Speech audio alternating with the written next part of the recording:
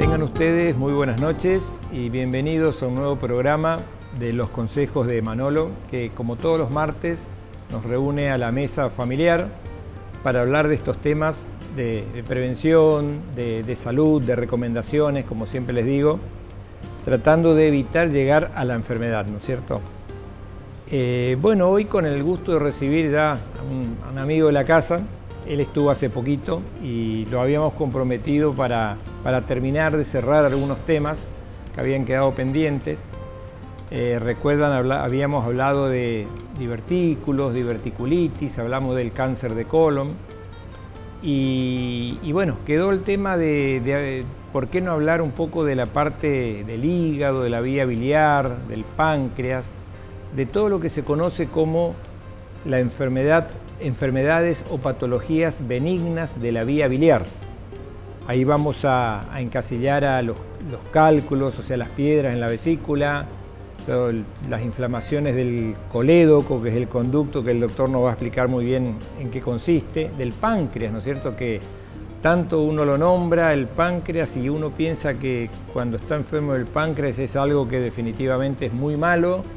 Eso obviamente cuando es una patología maligna, pero también están otros tipos de inflamaciones y pancreatitis que son benignas, y es lo que vamos a hablar, vamos a dedicarle hoy el programa. Así que tenemos mucho para hablar.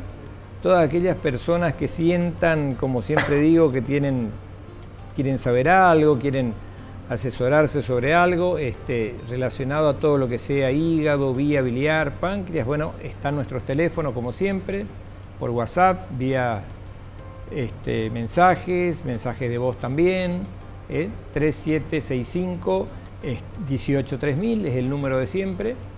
Y bueno, les decía que nos visita el doctor Mauro Danequilde, como hace un par de meses atrás. Buenas noches, Mauro, muchas gracias. Buenas noches, Manolo. Gracias por la invitación de nuevo. Bueno, yo les decía que Mauro es, digamos, él es cirujano general, es especialista en cirugía mini-invasiva también. Les contaba que trabaja en el hospital, trabaja en el Sanatorio Boratti. Y bueno, gustosamente hoy él se prestó a venir para terminar y redondear esto. Y ahora, charlando antes que empiece el programa y mientras iba al noticiero, dice, pero nos queda todavía una parte que es la parte tumoral de la parte digestiva. O sea que tenemos tiempo para hacer, seguramente nos volverá a visitar. Así que, Mauro, muchas gracias por estar, gracias por venir como siempre, te robamos un tiempo, sabemos que estuviste operando, que estuviste haciendo consultorio, que alguno hoy se quedó sin su vesícula, pero bueno, no fue en vano seguramente. Así que, personalmente agradecido, en nombre de todo el equipo también y en nombre de los televidentes, obviamente. Así que el programa es tuyo.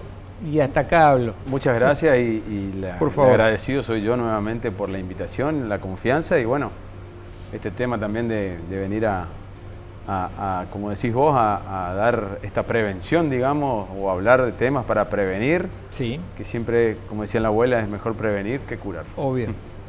Así que bueno, vamos a hablar un poquitito sobre la patología benigna de la vía biliar, ¿sí?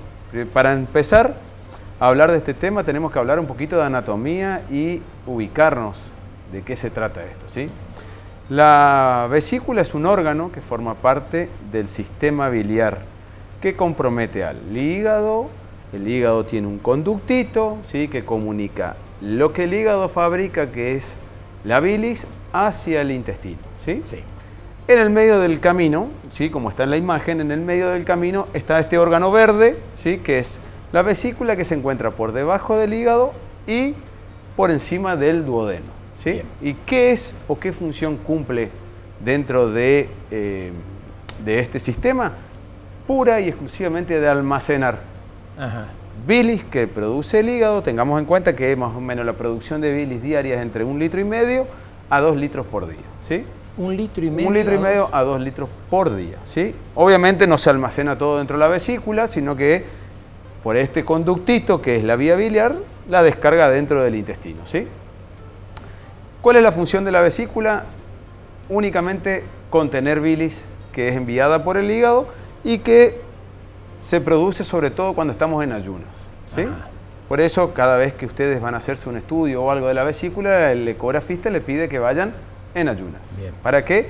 Para que esa bolsita esté llena de bilis, ¿sí? Entonces, ¿qué sucede? En el momento que comemos, el alimento pasa al duodeno y cuando está en presencia del duodeno, es como que hay una señal o el sistema digestivo interpreta que está el albolo alimenticio en el duodeno y se contrae la vesícula y elimina todo su contenido a el intestino para ayudar a digerir un tipo de comida muy especial que es aquella rica en hidratos de carbono, rico en grasas. ¿Sí? Entonces, ese es el momento en el cual funciona. Ahora, cuando esto se ve alterado, ¿sí? Cuando la vesícula no logra eliminar todo su contenido, se produce la retención de bilis, sobre todo en el fondo. ¿Sí? Sí. Esa retención de bilis, la bilis tiene la capacidad de, cuando no circula, condensarse. Y empieza a formar lo que se denomina el barro biliar. Secundariamente al barro biliar se producen las piedras. ¿Sí? ¿Cuáles son los síntomas de esto? Dolor, mala digestión, o sea, el paciente viene al consultorio y te dice, doctor, cuando como me hincho, siento que como y que la comida me cae pesada, siento que como y tengo náuseas y me duele por debajo de la costilla en el lado derecho del abdomen. ¿Sí? Esos son síntomas de que cuando la vesícula tiene piedras, ¿qué intenta hacer?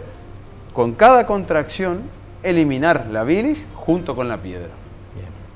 Gracias a Dios, en la gran mayoría de los casos, las piedritas son más grandes o tienen un diámetro más grande que el conducto. Entonces, no necesariamente las circulan por dentro de los conductos. Pero, como está en esta imagen, esa piedrita llega hasta el conducto cístico, que es ese conductito que comunica la vesícula con el conducto sería biliar. donde sale la bilis. Ahí sería donde sale la bilis, donde esta vesícula descarga la bilis. Bien. Tomen como ejemplo la vesícula como un globito. Tiene una única salida que es ese conductito. Entonces, esa comida llega, se necesita de este pool de bilis para poder digerir. ¿Sí? ¿Y qué pasa? Como ese cálculo queda impactado en la salida de la vesícula, no logra eliminar. Bien. Esa bilis, entonces, por ende la comida no se reabsorbe y por ende empieza a congestionarse la vesícula y a dar el dolor, el cólico biliar, que es donde inicia el problema, el cólico biliar. Bien. El cólico tiene un tratamiento médico, con dietas se soluciona. Ahora, cuando este cólico se hace reiterado, empieza a aparecer lo que se llama la inflamación de la vesícula, que es la colecistitis. La colecistitis. ¿Sí? Entonces, la colecistitis no es ni más ni menos que la inflamación de la vesícula. ¿Sí? Obviamente, ¿qué propensa o qué ayuda a que esto suceda? La dieta. Dieta rica en hidratos de carbono, dieta rica en alimentos con mucho contenido de grasa, dieta rica en frituras. La comida rica, justamente. La comida rica, exacto. El asado rico en grasa, ¿sí? Las pastas, los picantes, los embutidos. Todas esas son comidas que se denominan colecistoquinéticas, que ayudan a la contracción de la vesícula. ¿Sí? Entonces, en ese momento es donde, o con ese tipo de comida, es donde aparece el cuadro. ¿Cómo se detecta esto? Frente a estos síntomas, obviamente, primero está el control, hablemos de la prevención. Sí. Un control a partir de cierta edad, joven, esto cada vez se ve en gente más joven, ¿sí? Vos, pediatra, sabrás que hay chicos menores de 15 años que realmente suceden y son operados de vesícula. Y cada vez más. Exactamente. Cada vez más. Está obviamente ayudado por en nuestra localidad sobre todo, ayudado por este tipo de alimentación. ¿Sí? Entonces, ¿cuál es la primera consulta? Frente a la primera consulta, que es este dolor o esta distensión, nosotros lo que hacemos es pedirte una ecografía. Esa ecografía es el primer camino donde con cierta preparación se puede llegar al diagnóstico de esta patología. ¿Sí? Que obviamente, reiteramos, es una patología benigna que con una simple ecografía se puede diagnosticar y posteriormente tratar. Bien. ¿Sí? Bien. ¿Cuál es el tratamiento de esta patología? Siempre la pregunta es, doctor, ¿y si se abre la vesícula, se saca las piedras, se termina el problema? No, doctor, en la placita venden, ¿sí? El famoso rompepiedras. Si tomo eso, ¿me soluciona el problema? Sí. No. No necesariamente esto es igual a la litiasis renal o a las piedras en los riñones, ¿sí? Esto, si la piedra sale de ese lugar, termina trayendo otros problemas que más adelante iremos contando. Pero la solución de esto es quirúrgica. No existe otra solución que no sea la quirúrgica. Obviamente está el momento, si es el momento, no es el momento, pero la solución de esto es quirúrgica y la cirugía que se realiza es la colecistectomía en estos tiempos, laparoscópica. Yo ahí te voy a... Viene perfecto esto que contás porque cuando... Bueno, obviamente que vos sos bastante más joven que nosotros. Esto es lo que nosotros veíamos frecuentemente, o sea, cuando decían, me van a operar de la vesícula, ya sabíamos que uno salía con un corte bastante como la imagen de la derecha, ¿no es cierto? Que era una cesárea acá arriba, ¿no? Más o menos. Hoy eso no es que se terminó, tiene sus indicaciones precisas, ¿no es cierto? Exactamente. Pasamos a esto que es muy interesante. Esto es una cirugía mínimamente invasiva, ¿sí? Que es una cirugía que cuando uno realiza el diagnóstico es una cirugía que se programa, el paciente elige la fecha, el día de cuándo se va a operar, obviamente que no sea por guardia, ¿no? Sí. Es una cirugía mini-invasiva, decimos que consta de la colocación de unos tubitos en el abdomen, se inicia por el ombligo y después se ponen 3 tubitos más, como está en la imagen, ¿sí? Y lo que hacemos es ligar ese conductito que comunica la vesícula al conducto biliar y extraer la vesícula. Bien. Es una cirugía muy bien tolerada, obviamente en comparación a las cirugías convencionales, esta es una cirugía muy bien tolerada, que si se logra diagnosticar a tiempo la enfermedad y tratarla, es una cirugía que se programa, se interna el mismo día, se opera el mismo día, una noche de internación y al otro día el paciente se va a su casa y se olvida de este problema. Bien. ¿Sí? Ahora, te pregunto, te sacás la vesícula con un procedimiento mini invasivo que incluso en algunos centros se hace a la mañana y se van a la tarde a veces. Sí. En otros centros se quedan hasta 24 horas por precaución, más que nada. Ahora, te sacaron la vesícula. ¿Qué pasa con eso? ¿Esa bilis que iba a la vesícula se sigue produciendo? ¿A dónde va? Claro. Habíamos dicho al principio que... No queda como asustado. Exacto, bueno, esa producción de 1,5 litros, sí, no se almacena toda en su totalidad en la vesícula, sino que circula. Ajá. ¿Qué hace el sistema biliar? Al no tener ese reservorio de bilis, lo que hace es dilatar, aumentar el tamaño de esos conductos y permitir almacenar dentro del mismo conducto ese pool de bilis que se necesita en el momento de la comida. Obviamente, el postoperatorio de esta cirugía es muy bien tolerada porque la recuperación física es rápida. Uno a la semana, a los 5 días, está haciendo sus actividades, ¿sí? Pero la recuperación con respecto a la dieta es un poco más lenta, ¿sí? Porque esto de dilatar el conducto y reemplazar lo que cuando antes estaba en la vesícula tiene un tiempo, más o menos de 20 a 30 días, ¿sí? Obviamente no todos los pacientes son iguales, algunos requieren un tiempo más, otros requieren un tiempo menor, ¿sí? Pero es eso cómo se reemplaza la ausencia de la vesícula. Bien.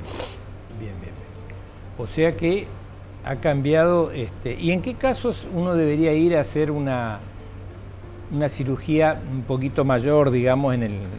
No la Bueno, esos casos están reservados, se sigue haciendo, obviamente, se hace, ¿sí? Habíamos hablado de que este cálculo puede generar un proceso inflamatorio en la vesícula, que es la colecistitis. Muchas veces estas colecistitis, ¿sí? se pueden solucionar de forma laparoscópica y otras veces no. ¿Por qué? Cada proceso inflamatorio que tenga la vesícula va a generar adherencias en el abdomen, tanto en el hígado como con los intestinos que están alrededor. Entonces, esos procesos, cuando se hacen muy crónicos, ¿sí? generan que en el momento de la intervención mínimamente invasiva se haga muy dificultosa, con el riesgo de herir, lastimar o cortar ciertos intestinos. Entonces, En esos momentos hay veces que no se puede continuar por este método y se decide la conversión de la cirugía. Bien, ¿sí? bien. Otra causa por la cual se puede realizar es cuando los pacientes están con muchas cirugías, muchas intervenciones en el abdomen. Nuevamente estas adherencias pueden generar que se haga muy dificultosa la visualización o la técnica y requiera de intervenciones mano asistidas, ¿sí? Obviamente cada vez, cuanto más vaya pasando el tiempo, más viejos nos vayamos quedando, más experiencia uno va teniendo con este sistema que hace que cada vez sean dejados de lado estas cirugías. Que obviamente la recuperación física no es la misma, ¿sí? Claro. Ni tampoco la intervención. Estas heridas se pueden generar eventraciones, hernias, pueden generar infecciones, no así este procedimiento mini-invasivo, ¿sí? Bien. Obviamente, ¿cuáles son las complicaciones si uno no se opera? Eso. ¿Sí? Las complicaciones son que uno va a estar, al principio va a dejar de tener o va a tener intolerancia a estos alimentos, al asado, a la milanesa, a la papa frita. Todo te va a caer pesado. Todo te va a empezar a caer pesado y vas a estar concurriendo cotidianamente a la guardia. Después de un asado, después de una milanesa, a la guardia, ¿sí? Cada vez se van a hacer más reiterados. Muchas veces estas consultas pueden hacer que el paciente termine internado, otras veces que se vaya al domicilio, y estos procedimientos pueden hacer que la afección en el nivel local sucedan abscesos, colecciones, que esas piedras dejen de estar dentro de los conductos y migren. Claro. Por tanta insistencia en la vesícula. Acuérdense que la vesícula es un órgano con músculo que va a contraer y va a tener la capacidad de poder pasar esas piedritas a los conductos. Entonces, vienen otras complicaciones, ¿sí? Que esto va a hacer de que la intervención ya no sea esa intervención programada, sino que sea una intervención por urgencia, con distintas complicaciones, que requieran de otras intervenciones agregadas, mucho más días de internación, más complicaciones, ¿sí? Que, bueno, por eso la insistencia de, una vez diagnosticado, lo ideal es la cirugía electiva, elegir el día, elegir el momento, ¿sí? Porque muchas veces esto puede ser que te suceda dentro de la ciudad con tu cirujano amigo o te suceda en otro lado del mundo o en otro lado del país, en un viaje, y siempre está esto que decía, el abuelo sabía que tenía las piedras, pero bueno, nunca tuvo el síntoma, ¿sí? Entonces, frente a este diagnóstico, siempre lo que nosotros aconsejamos en el consultorio es que se programe la intervención, se trate de resolver, porque no es nada más lindo que operar una vesícula sin ninguna patología agregada y la intervención sea una noche de sanatorio que con complicaciones, ¿sí? Bien. Así que esa es la recomendación frente a esta patología, ¿sí? Bien. Si a vos te llega al consultorio un paciente joven, 30 años, sano, deportista, y que dice, supongo que te habrá pasado alguna vez, que te dice, yo estoy bien, me siento bien, como normalmente, hago actividad física, pero toda mi familia tuvo problemas de vesícula. ¿Qué puedo hacer yo para no tenerlos, para no formar cálculos, para que un día no me tenga que sacar la vesícula o necesariamente voy a terminar con un problema de vesícula? Esto no es...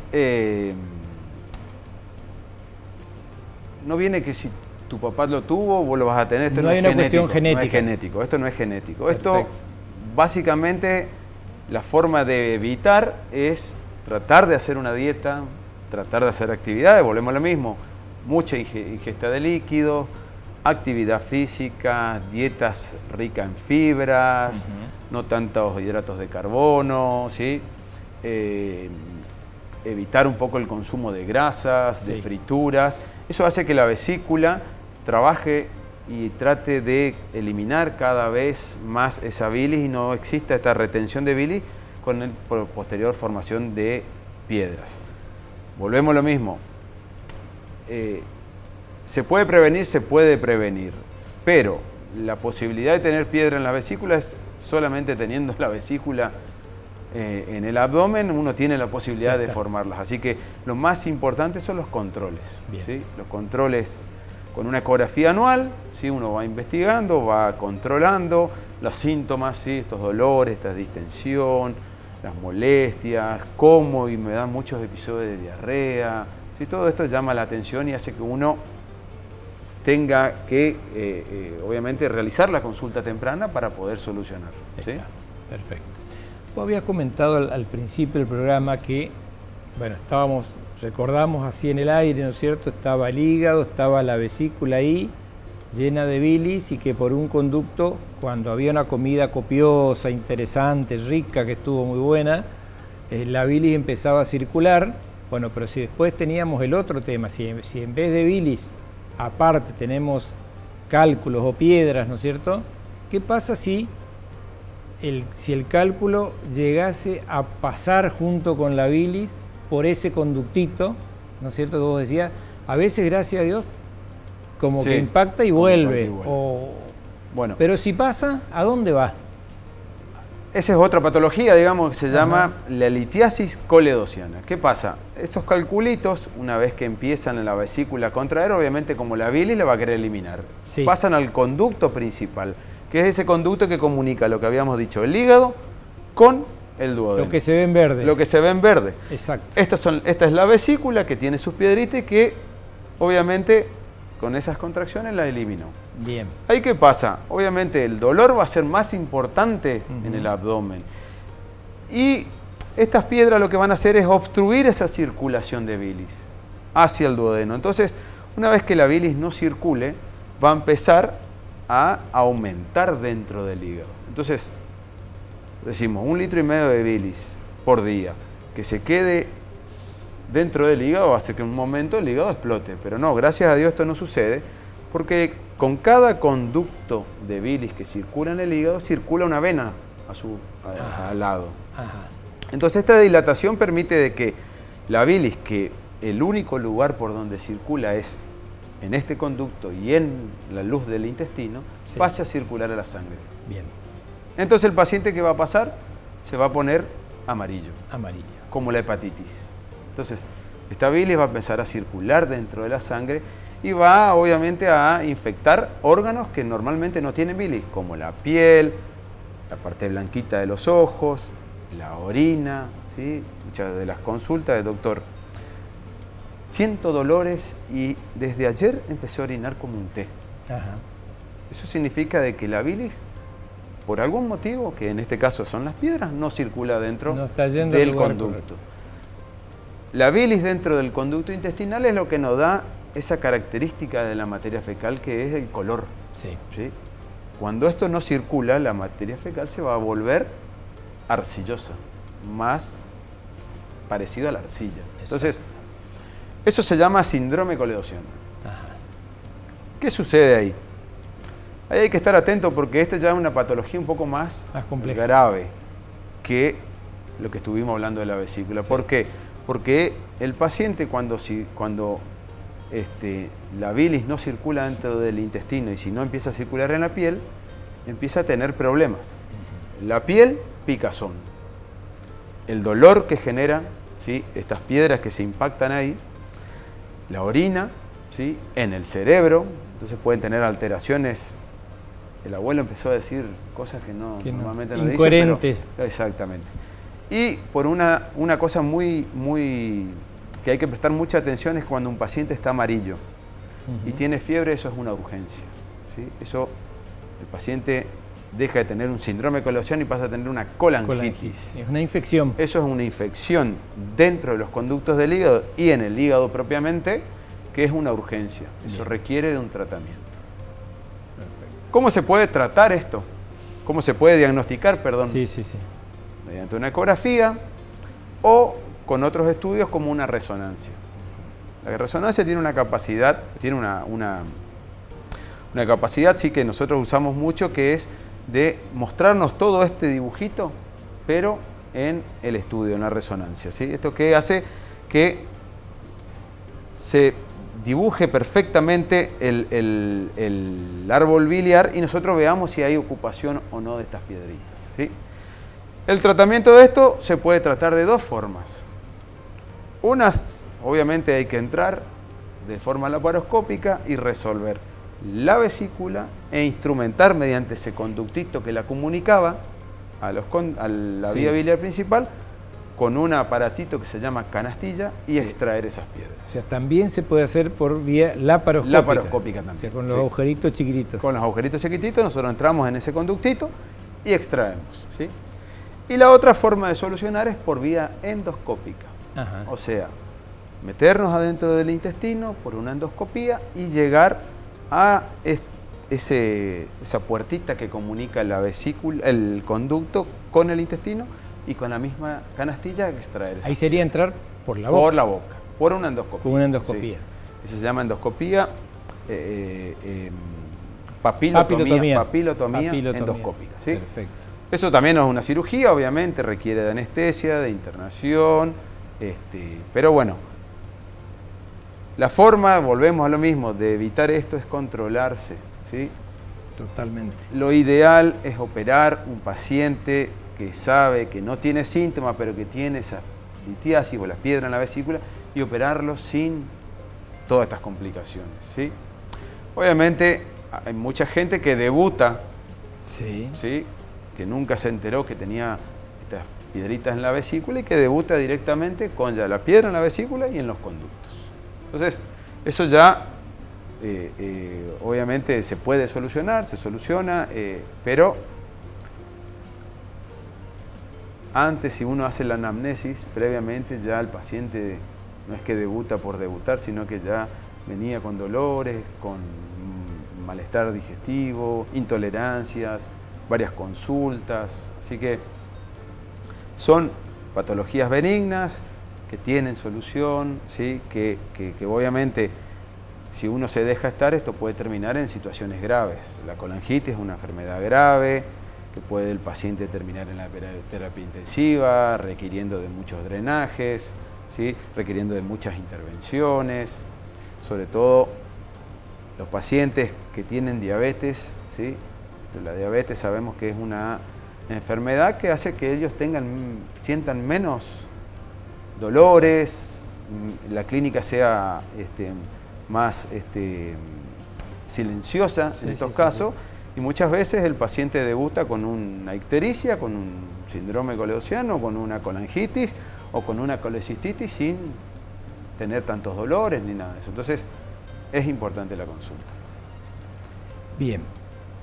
Mauro, nos preguntan, dice, tuve exactamente lo que están describiendo. Dice, fui a la guardia y me internaron. Me dijeron que había que enfriar el proceso. Había que enfriar. Estuve internada 4 días y me recomendaron que luego vuelva para operarme. Y bueno, evidentemente está en eso. No, eso evidentemente tuvo un cuadro de colecistitis, que esto es enfermedad de la vesícula, que obviamente siempre lo ideal es, dependiendo la clínica, la ecografía, ¿sí? Es ver el momento de solucionarlo. Muchas veces intentar solucionar en la misma internación puede traer estos problemas que habíamos hablado, de que los intestinos están todos adheridos a tratar de solucionar esa inflamación. Y a veces es conveniente, dependiendo de la situación física y clínica del paciente, enfriar el cuadro, como le dijeron, o sea, antibióticos, antiinflamatorios, esperar que esa inflamación ceda y después programar la intervención. Perfecto. Todo obviamente dependiendo de estos estudios por imágenes, que nosotros también, es importante que el cirujano también haga el procedimiento, haga esa ecografía, ¿sí? Uno como ya sabe la anatomía, es bueno que los cirujanos también dependamos de tratar de hacer nosotros el diagnóstico, de hacer la ecografía para ver el momento ideal de la intervención. ¿Sí? Perfecto. Pero bueno, eso de enfriar el cuadro no es la solución, ¿no? Es, digamos, es para el momento. Es calmar la situación, va a volver un pero día que debería volver a la consulta y tratar de ver la posibilidad de solucionar el Porque problema. el día que se pase con la comida, vuelve. Y esto no tiene otra solución que no sea quirúrgica. Bien. Sí, acá, bueno, justamente va prendida con esta que dice, ¿hay alguna otra manera de eliminar los cálculos que no sea por cirugía? Hay que tener mucha suerte de que el cálculo que tenés en la vesícula pase al conducto que estuvimos hablando y que el conducto pase al intestino.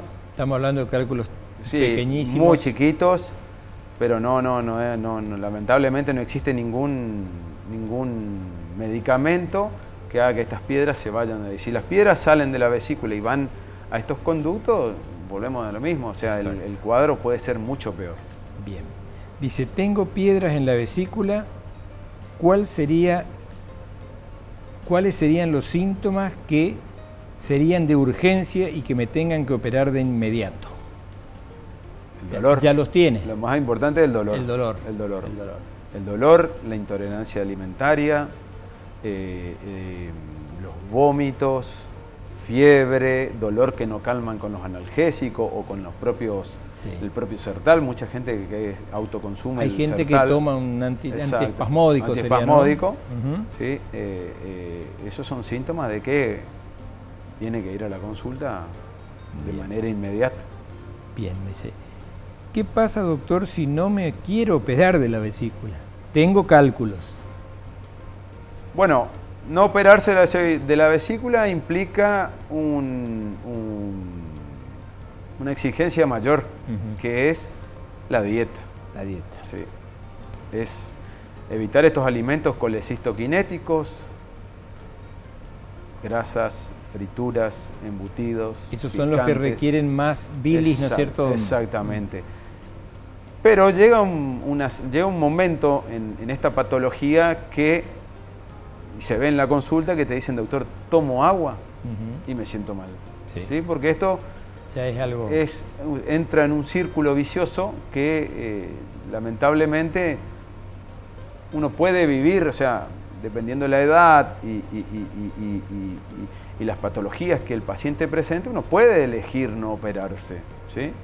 Ahora, implica este régimen y que, bueno, si un paciente es joven, hay que vivir toda la vida evitando un asado. Totalmente, o este tipo de comida, ¿no?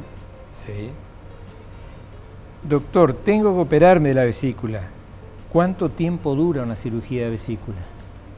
Bueno, obviamente si la vesícula, en este caso es una cirugía programada, los controles previos, la ecografía muestra que hay una vesícula normal, de paredes finas, que no hay inflamación ni nada de eso, la cirugía más o menos dura 1 hora, hora y media más o menos, y nada, es una noche de internación, en este caso, y al otro día al domicilio con los cuidados, y en una semana, 10 días, haciendo su vida normal. Perfecto. Bueno, hablamos con el doctor de todo lo que es patología benigna, ¿no es cierto?, de la vía biliar, de la vesícula, de los cálculos o piedras, del síndrome coledociano, que es un poco esto que nos decía recién, ya una afectación un poquito más importante, de la colangitis, que es la infección, también son todos, digamos, de menor a mayor, procesos que se van agravando, pero que ninguno habla, al menos por el momento, de que haya un problema tumoral, ¿no es cierto?, de un proceso canceroso, son todos procesos benignos, más o menos graves, pero tratables y curables en un 100%, ¿no es cierto?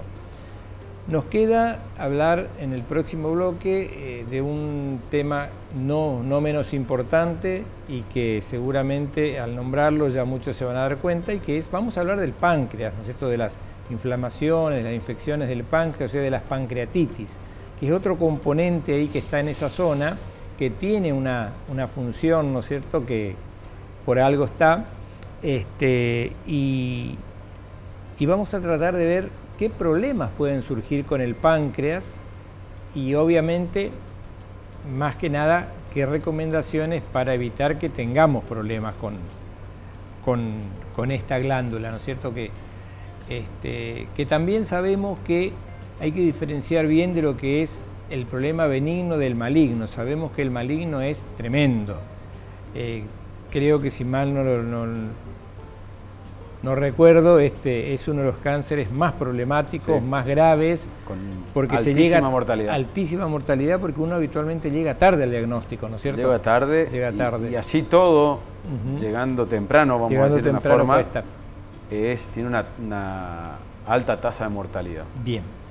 Bueno, estamos con el doctor Mauro Danequilde. Como les decía, él es cirujano general, es especialista en cirugía mini-invasiva, un poco, hace este tipo de cirugía laparoscópica y es un apasionado de la mini-invasiva, que es toda una técnica que en algún momento lo vamos a hablar un poquito más en detalle.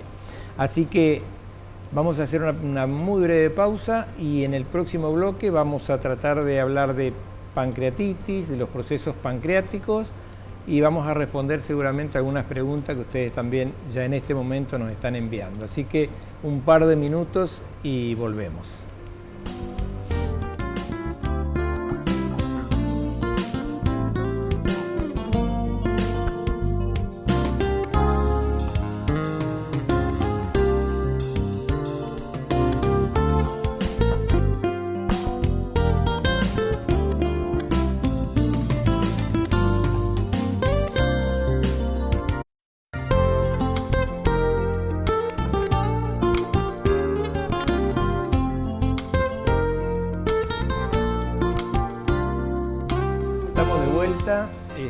Vamos a redondear esta segunda parte del programa.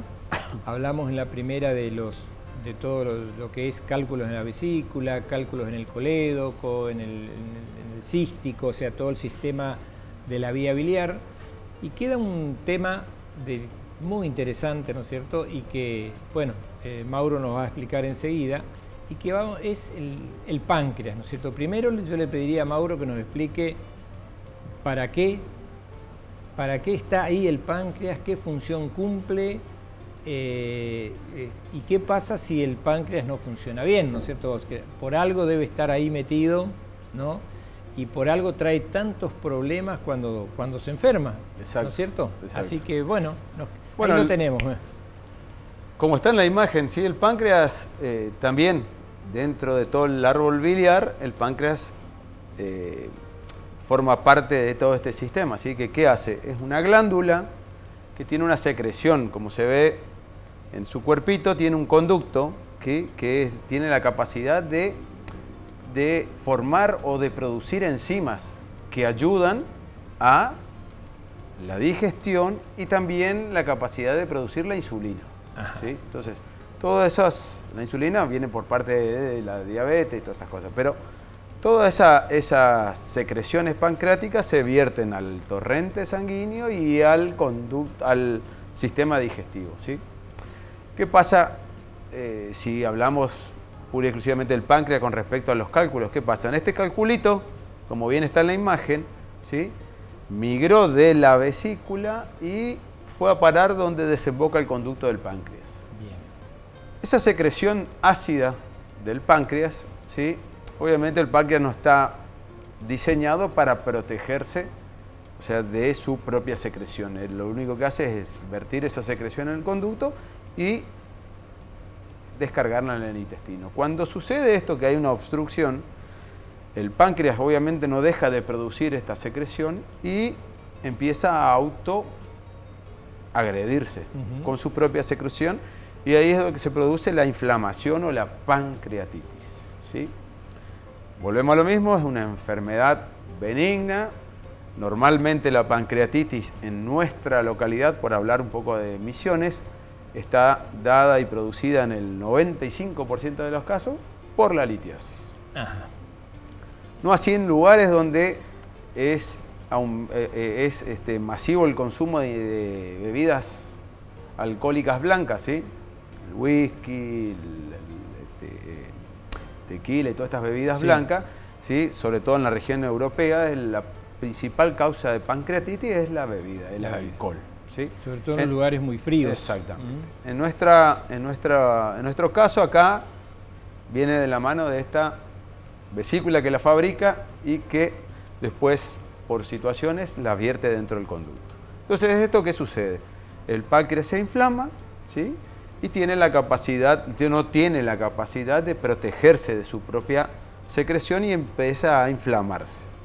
Esa inflamación puede terminar en gracias a Dios, en el 90-95% de los casos es un dolor intenso en el epigastrio, en la boca del estómago, que tiene la capacidad de irradiarse como en cinturón hacia el dorso, acompañado de muchas náuseas y vómitos.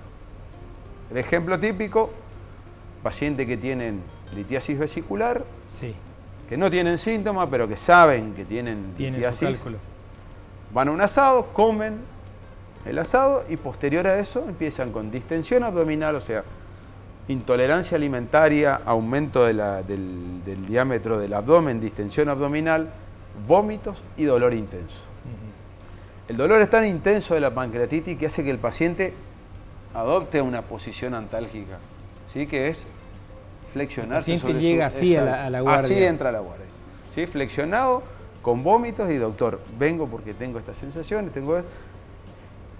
¿Usted tiene o está operado la vesícula, tiene algo en la vesícula? Yo sé que tenía piedras en la vesícula. Entonces, el problema en nuestro caso es la piedra. Esta piedra migra, obstruye esa salida y genera todo este cuadro clínico. ¿Cuáles son los métodos diagnósticos para la pancreatitis? El laboratorio, el principal. Existe una enzima que se dosa en la sangre, que es la amilasa, que es el principal testigo, ¿sí? Y el más rápido. ¿Qué sucede frente al dolor? Cuando aumenta el valor y está esta sintomatología, es un cuadro de una pancreatitis. Volvemos. La pancreatitis en el 90-95% de los casos, gracias a Dios, es leve. Significa, requiere internación, analgesia, nada por boca, o sea, disminuir o ceder con la alimentación, hidratación, por sobre todas las cosas. Y el 90-95% a los 2-3 días el páncreas se desinflama, ese calculito se mueve y permite que su producción se descargue dentro de la vía del tubo digestivo, ¿sí? Esto obviamente, ¿cuál es el tratamiento y cuál es el miedo? ¿Por qué está este refrán de que si tenés pancreatitis te morís? Mucho antes, toda pancreatitis se trataba quirúrgicamente. El páncreas se inflamaba y los cirujanos entraban y operaban con esas incisiones grandísimas. Y a los 2-3 días el paciente no toleró y no sé qué. Con el correr del tiempo se fue diagnosticando o se fue dejando de tomar esta decisión agresiva o esta conducta quirúrgica de entrada para decir, bueno, si a todos lo operamos y todos nos va mal, en este momento no operemos más. Entonces se tomó el tratamiento médico de la pancreatitis. Y obviamente la evolución fue totalmente favorable, donde simplemente el ayuno, la hidratación y la analgesia calman todo este proceso inflamatorio y después pasamos a la solución del problema, que ¿cuál es? La intervención, si es que existen o no, porque esto con una resonancia uno se da cuenta si la vía biliar está ocupada por este lito o este cálculo, que en su gran mayoría de las veces migra posterior al proceso inflamatorio, migra y se descarga en el intestino. Que puede desaparecer, pasar al intestino y eliminarse. O quedar ahí y necesitar de la intervención. ¿Cuál es la intervención en este caso? No básicamente en solucionar el problema del páncreas, sino en operar la vesícula y extraer ese conducto, esa piedrita. Que puede ser la extracción dentro de la misma intervención de la vesícula o por endoscopía, como habíamos dicho. Ahora, cuando el paciente se interna y no evoluciona favorablemente, entramos en este margen de 10 al 15% de las pancreatitis complicadas. ¿Sí? ¿Qué significa? El paciente no evoluciona bien, necesita de terapia intensiva.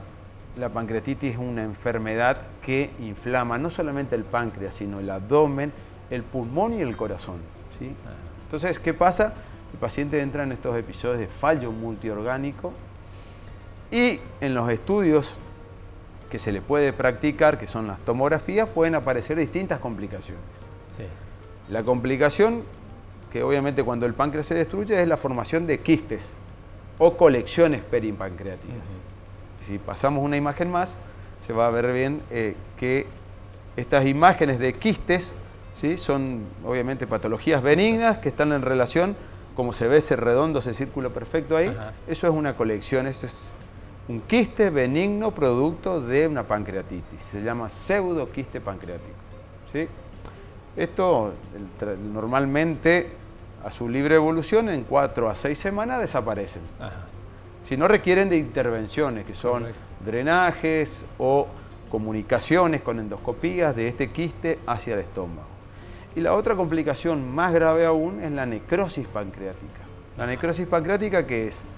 Ese páncreas no existe un freno en esa mutilación que tiene con esta inflamación y termina desapareciendo, ¿sí?, convirtiéndose la glándula en una sola colección, que en la necrosis necesariamente aparece el gas, que eso es, sí, gracias a Dios no se ve tanto, pero esos son urgencias donde hay que iniciar mediante cirugías mini-invasivas con drenajes al principio y si no con lo convencional.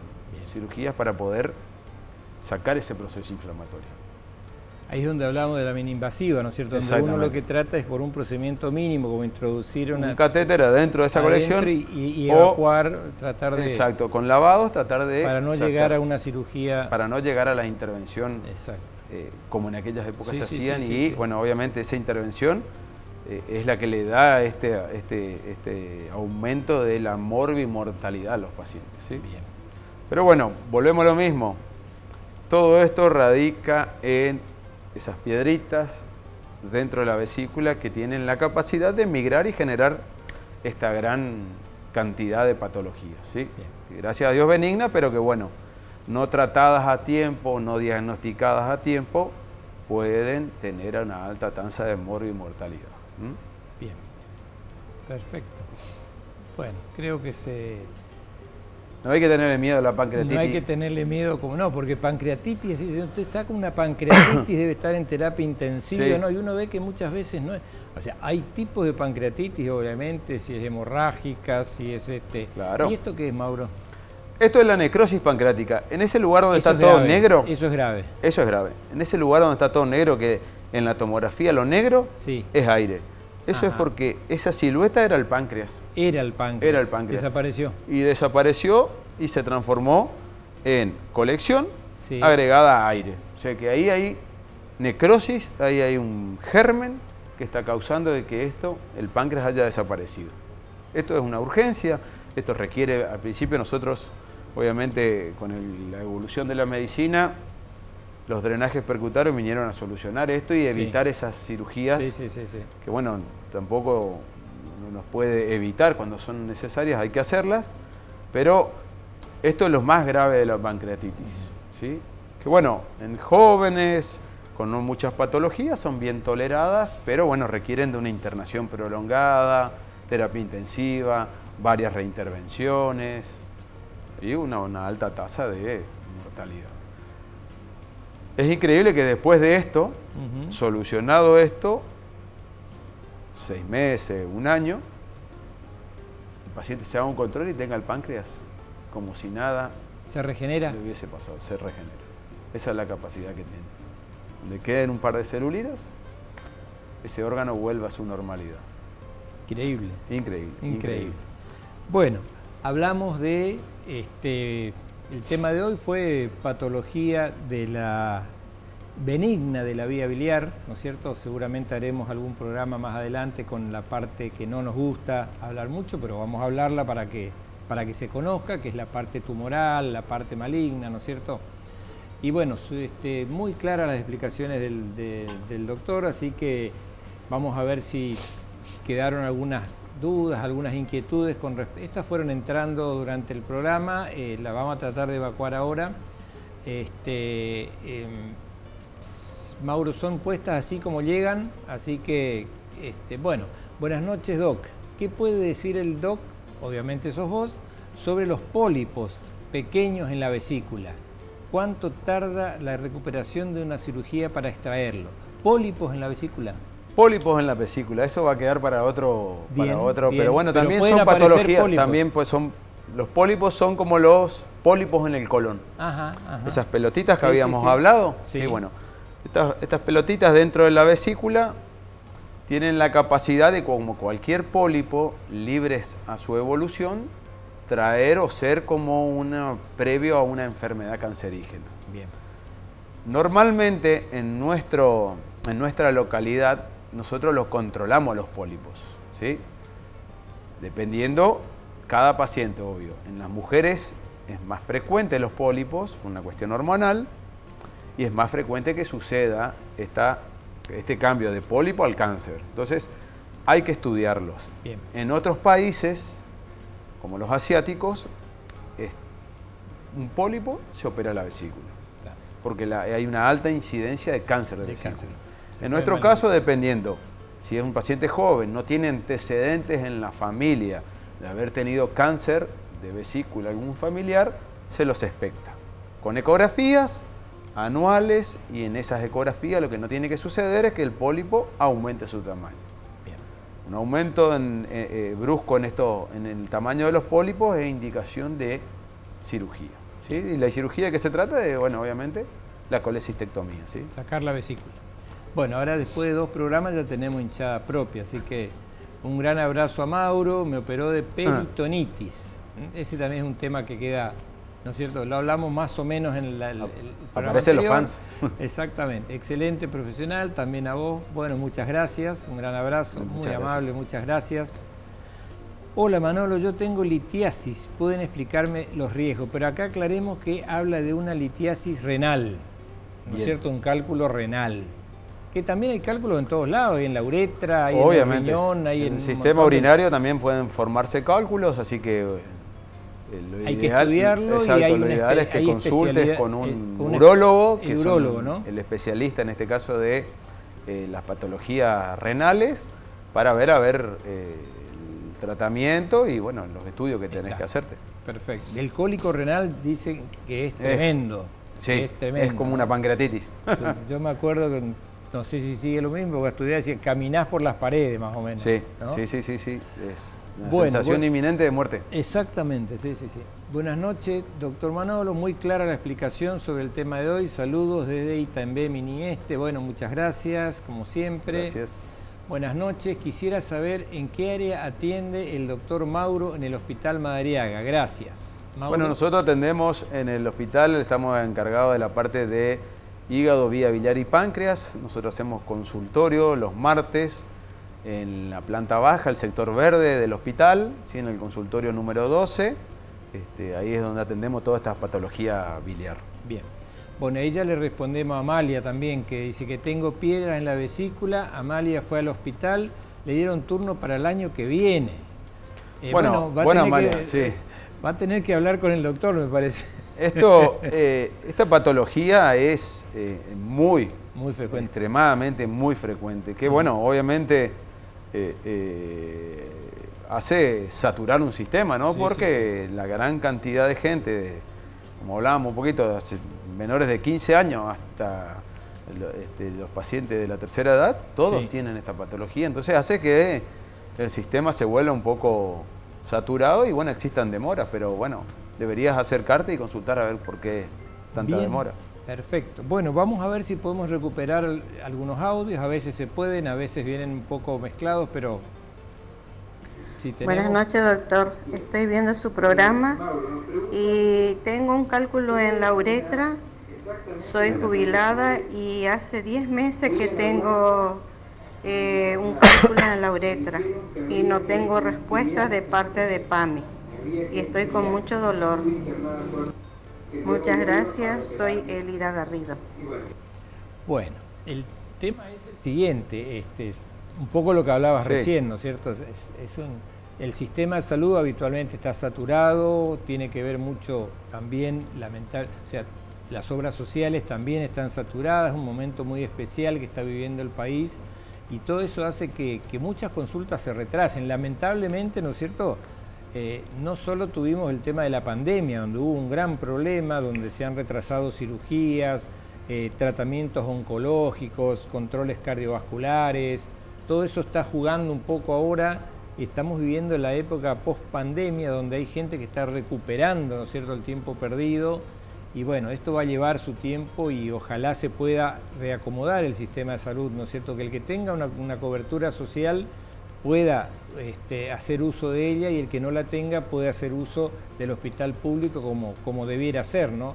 Porque la salud, hay que aclarar bien, la salud pública tampoco es gratis. Alguien la paga, ¿no es cierto?, la pagamos entre todos. Entonces, obvio que se saturan los sistemas, ¿no?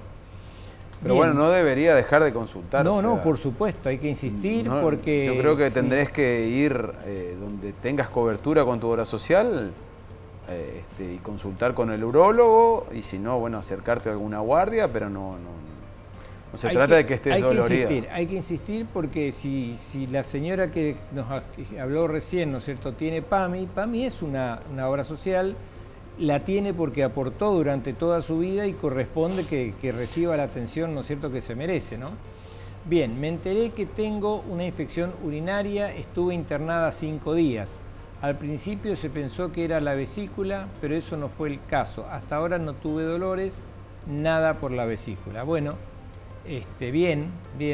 Bueno, por ahí uno de los diagnósticos diferenciales por la zona y la ubicación de la vesícula, ¿sí?, también pueden ser los cólicos renales o las infecciones urinarias altas en el riñón derecho. Entonces, eso puede hacer de que vos consultes con mucho dolor en esta zona y te hayan hecho una ecografía y te digan que, bueno, tu vesícula está normal, no tenés nada, pero por ahí el problema, como decís vos, fue algo urinario.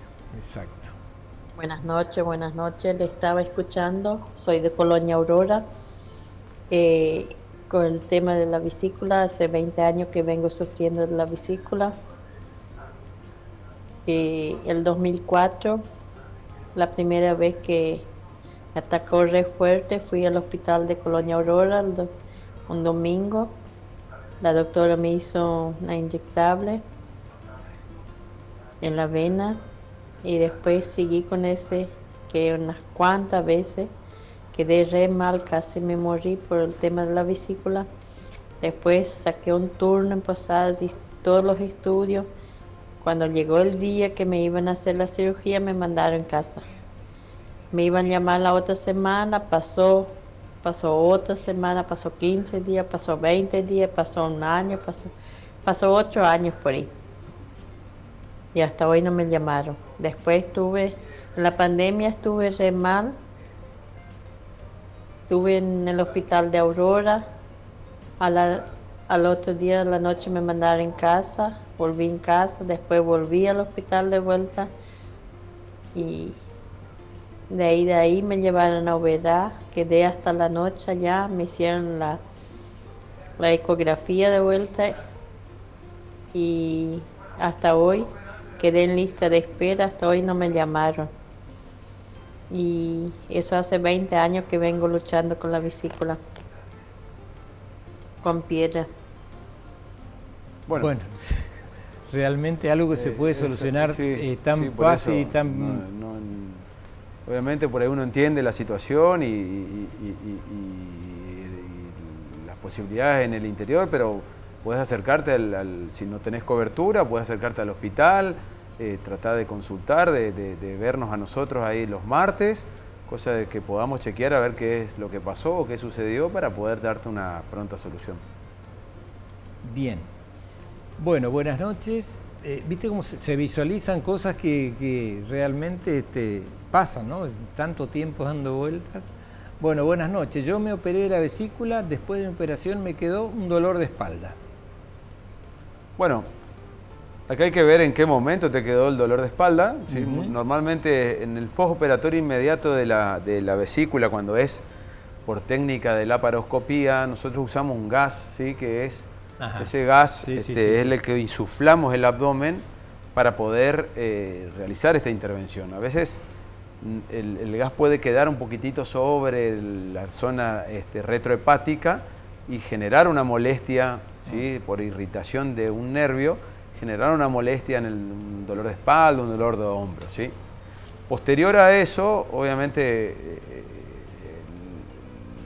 en el postoperatorio de la vesícula alejado, Los problemas que pueden suceder son más digestivos, ¿sí? O sea, alteraciones con la digestión de algún tipo de alimento relacionado a esto de la fritura y esas cosas, ¿sí? Sí.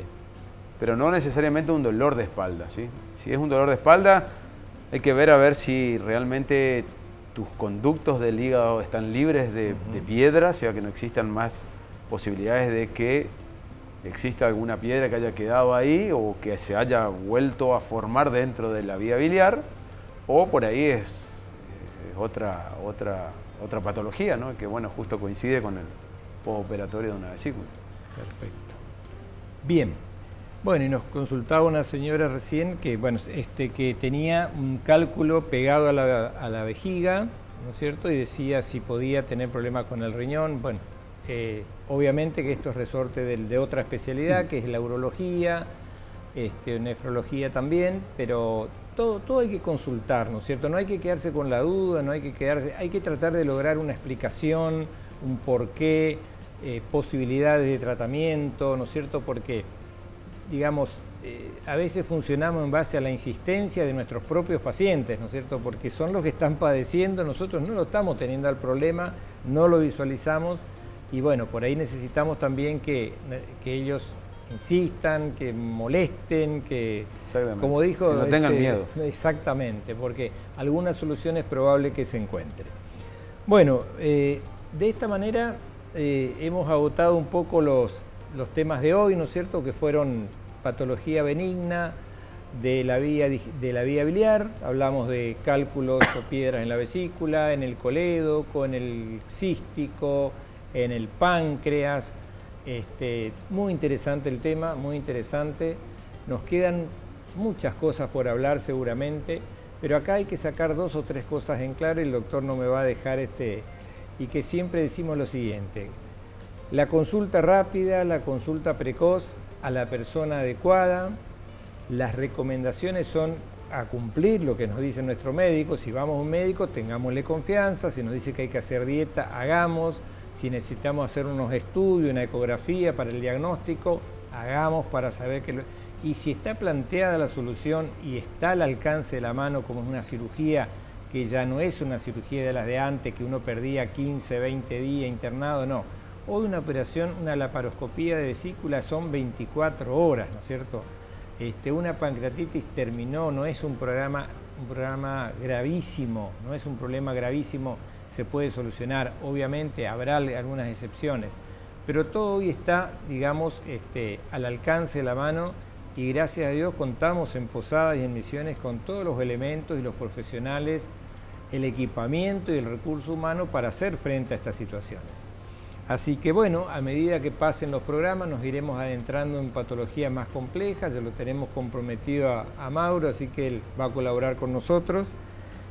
Yo simplemente agradecerles por su tiempo, por la paciencia, por molestarse en mandar estos mensajes que dentro de nuestras posibilidades le damos alguna respuesta, más que nada para orientarlos, ¿no es cierto?, para enfocarlos a dónde tienen que ir, porque tampoco podemos hacer muchas cosas desde acá, desde la televisión.